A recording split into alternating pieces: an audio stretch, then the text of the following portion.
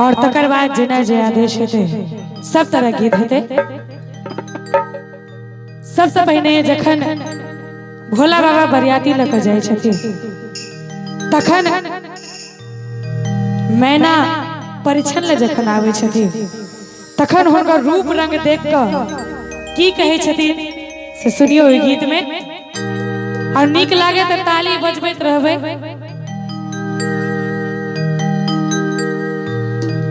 हम नहीं शिव सो गौरी बियाहब,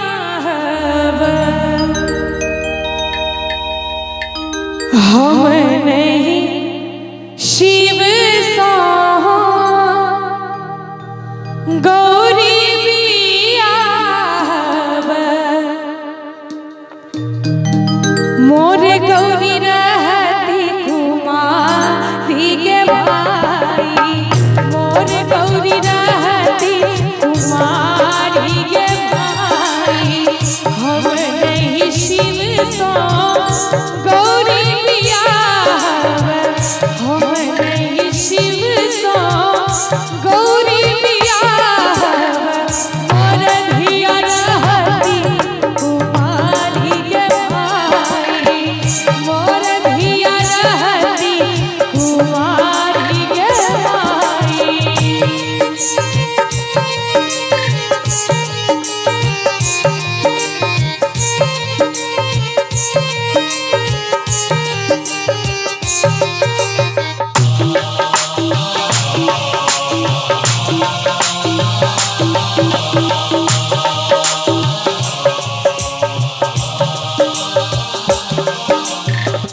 गालो चुटकल केशो पागल, गालो चुटकल केशो पागल, पैरों में फाटल बेमाई के भाई, पैरों में फाटल बेमाई के भाई, मोर धिया रहती कुमारी के भाई, मोर गौरी रहती कुमारी के भाई।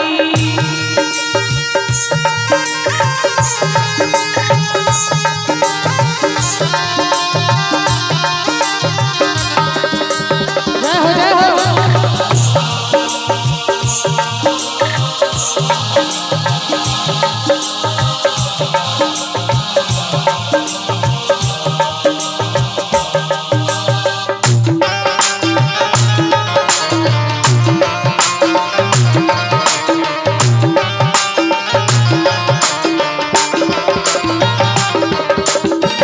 गौरी ले भागब, गौरी ले जायब, गौरी ले भागब, गौरी ले जायब, गौरी ले नैहर परब के भाई, गौरी ले नैहर परब के भाई, मोर गौरी रहती कुमारी के भाई, मोर धिया रहती कुमारी के भाई।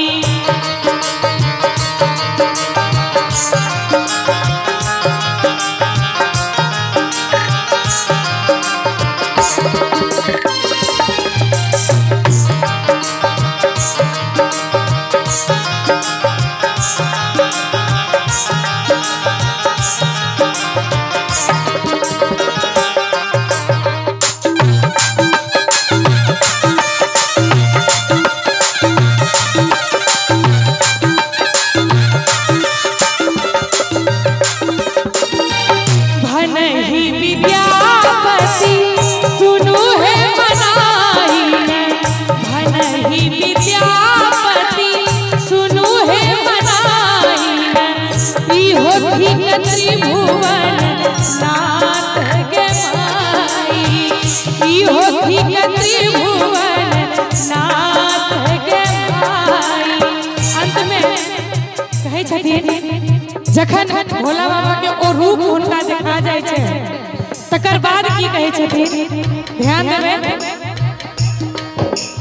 देखी शिव रूपाई मैना चुड़ैली, देखी शिव रूपाई मैना चुड़ैली, धन्य धन्य भेटल जमाई गे माई, धन्य धन्य भेटल जमाई गे माई, मोर गौरी रहती कुमारी गे माई, मोर गौरी रहती कुमारी गे माई, हम नहीं शिव सो गौरी बियाह, हम नहीं शिव सो गौरी बियाह, मोर गौरी रहती कुमारी गे माई, मोर धिया रहती कुमारी गे माई, मोर गौरी रहती कुमारी गे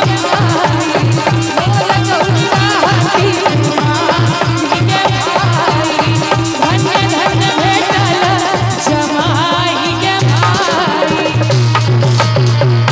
ठीक लागल हो जाएगा, जोरदार ताली बजा दियो सब गोटे। धन्य धन्य भेटल जमाई